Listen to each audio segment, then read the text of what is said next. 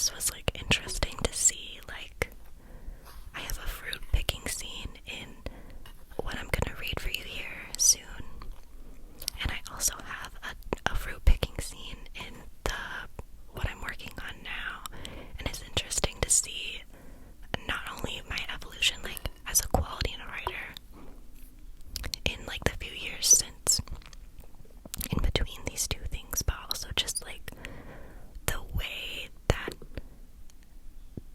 that the themes in those scenes have like developed. It's just, I don't know, it's cool to see, especially because I like wasn't doing it intentionally, it just sort of happened. And I don't know, I feel like that's when I create the best things, is when I just sort of let things happen. So, okay, I think that was enough of a precursor to what I'm about to read to you. I just wanted to share that because I thought it was quite interesting, and I just thought it would be cool to like show you this sort of behind the scenes of like how and why I am picking what I decided to pick to read to you all. But I guess maybe I should tell you a little bit about the actual story that I am going to read to you apart from. It is called Heavenly Peace, and I wrote it probably about like a year or so after my aunt unexpectedly passed away. So a lot of my writing from this time specifically was sort of me dealing with like, I guess, you know, grief in general, but also like just like sort of that loss from like different people's perspectives. So like I wrote stories about like a mother's loss of a child, or like this one is like, you know, a loss of a sibling. So just sort of like, because I can only experience this grief through like, you know, my loss of my aunt, but like obviously everyone in my family was affected differently. And this was, and I don't really come from like a family that emotionally shares much, so this was like sort of my way of like, I guess, dealing with that. This story, like I said, is about a girl named Joy who is dealing with the unexpected loss of her younger brother named Cyrus. And I have it broken up over like 4 seasons. So, sort of like each season, like from the year following his death, and just sort of like how her like grief and like dealing with her grief evolves. So I'm going to read to you the spring section of that,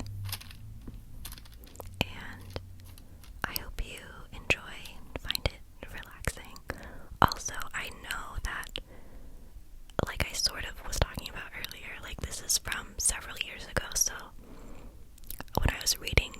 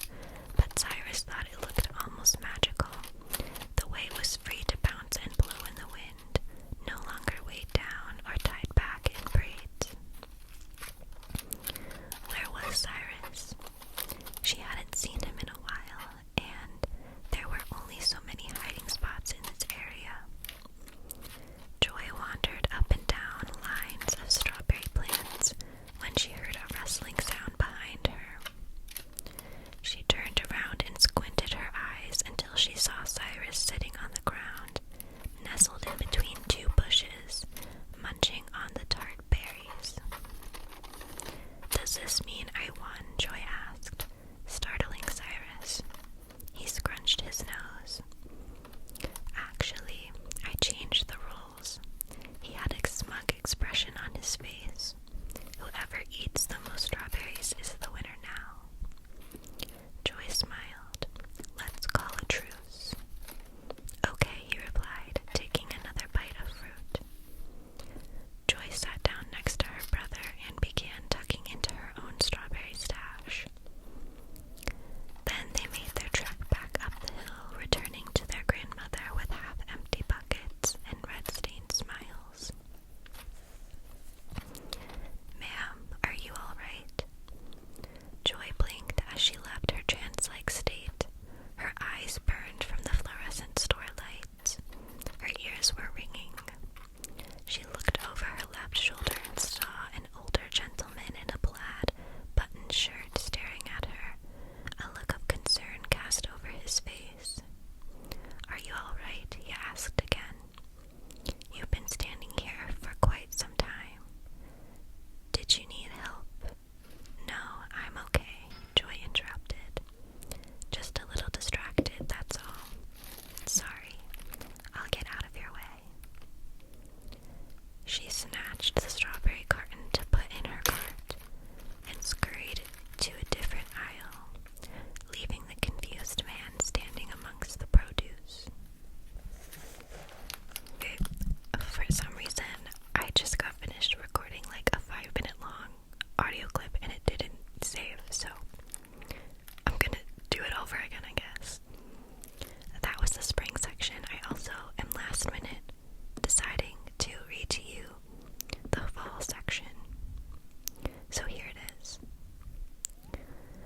Joy stood in front of the bathroom mirror, holding an old pair of red craft scissors in her right hand.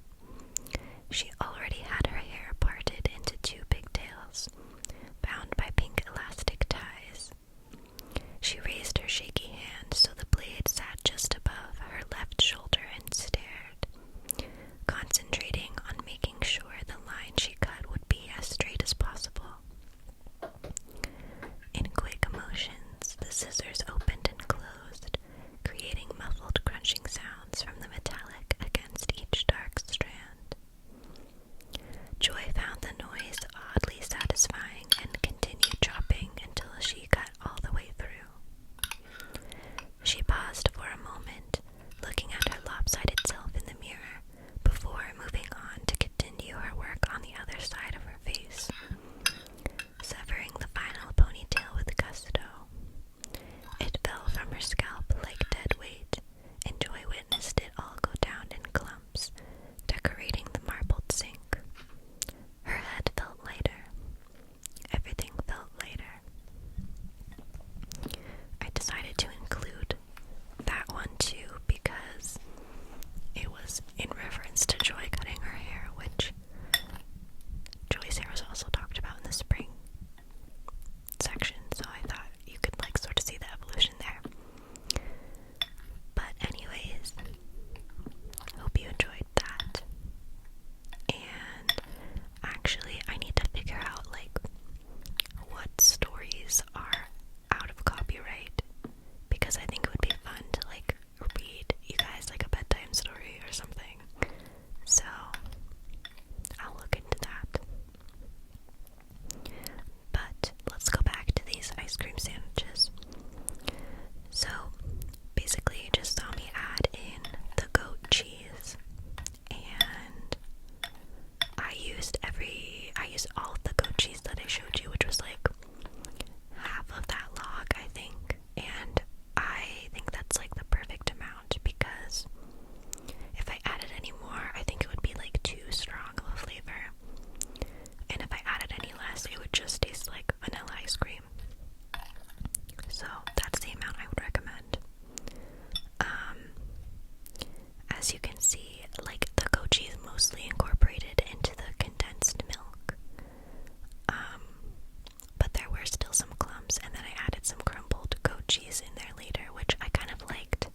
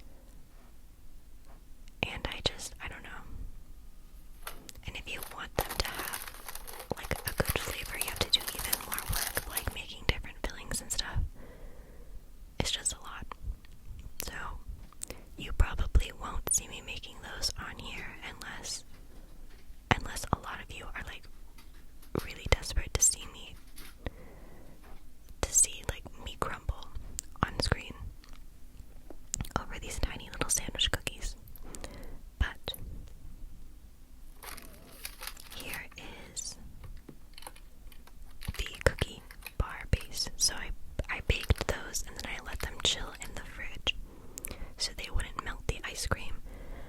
And then I'm just going to smooth out all of my ice cream base over top of this in an even layer.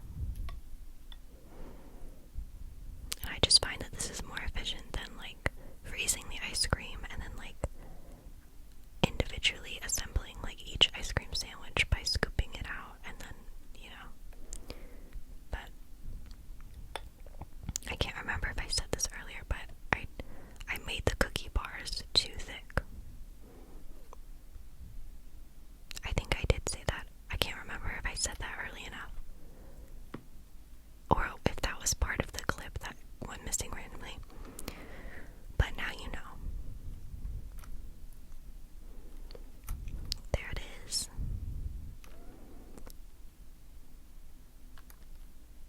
And after this, I'm gonna swirl in a little bit of jam. I'm using my leftover jam that I used for my birthday cakes, the Max and Ruby ones, because why make more jam when you have other jam in the fridge to use up, you know what I mean? So, I thought about like adding the jam in when I was folding in the whipped cream, but then I thought like I wanted to like be like a white base with like a red ribboning, and if I did it that way, then it would turn into like pink ice cream, and there was like a certain visual look I was going for. I wanted like more of a marbled look. Oh my gosh, remember like watercolor marble nails? What a time to be alive. What a time to be in middle school, truly. Showing up to 6th grade with the jankiest looking dip dye job. It was crazy. And crackle nails too. Like the crackle nail polish they sold at Justice. I had the black and the white one. They had a glow in the dark one. I did not have that, but you better believe that if they offered that in the stores near me, I would be having that. Honestly, I think we should bring back crackle nail polish. I think it's time. I think, you know, like we're seeing the resurgence of Y2K.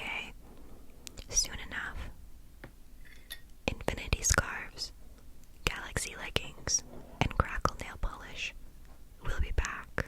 I feel like in the next few years. Mark my words. You heard it here first. Unless it doesn't happen, and then I didn't say any of this at all because I could never be wrong. What do you mean? I'm adding the top cookie bar. I flipped it over just because I wanted like the top of the ice cream sandwich to look smooth. So, then I just pressed it down lightly to make sure it was actually sticking to the ice cream. It wouldn't like fall apart when I took it out of the freezer. How exciting. Also, look at my candle. It's almost gone. I'm gonna have to get a new one. What scent should I get? I don't know. I gotta get a fall one. I mean, this one is fall too. It's apple butter. But yeah. And you know what? Marshalls and TJ Maxx both have some of the oddest candles I've ever come across. Like, tell me why. One time when I went, I think it was TJ Maxx, and I was perusing their candle aisle. I think it's when I bought the candle that I'm using in this video, actually. I was like looking at all the candles, and then I come across one, and it's orange, and I was like, oh, maybe this will be a fun candle. And then I look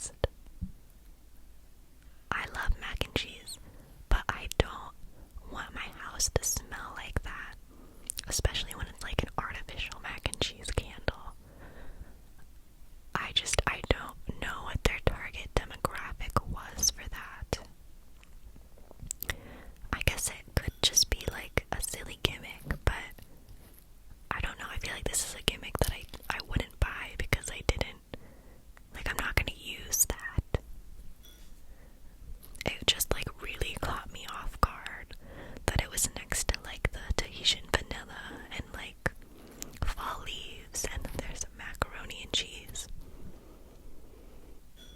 I did smell it, by the way. I had to. I couldn't just leave it there. And fortunately or unfortunately, it smelled exactly like macaroni and cheese. I don't know how they did it. Honestly, I'm scared. I'm too scared to look up how did they get that scent in a candle. I don't know. I guess, good for them at least. It's like an odd scent, but they nailed it. They really did nail it. So I'm kind of curious to see this fall. Will there be like a roast turkey scented candle? Will there be mashed potatoes and gravy? Will there be a green bean casserole? Like, why couldn't they have done like a baked sweet potato casserole candle? Why did they have to do macaroni and cheese? Why couldn't they do like apple pie? I don't know. I'm not even like opposed to savory candles as a concept, but this one just really, I'm not sure what they were going for here.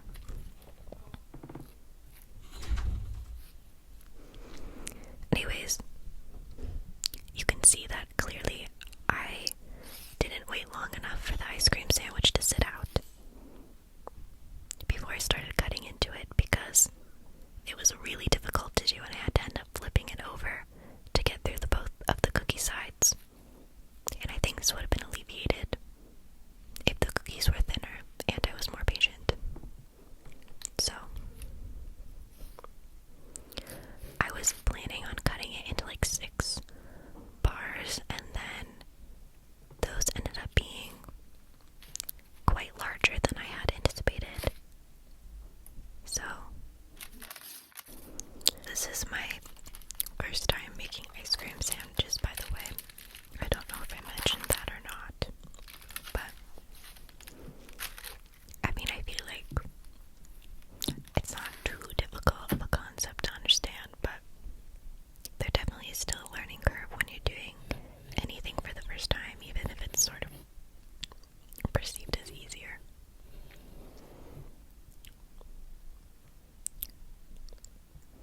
Yeah, basically the rest of this video you're just gonna watch me struggle to cut this thing open. But look, I finally got it in half, and honestly, that first slicing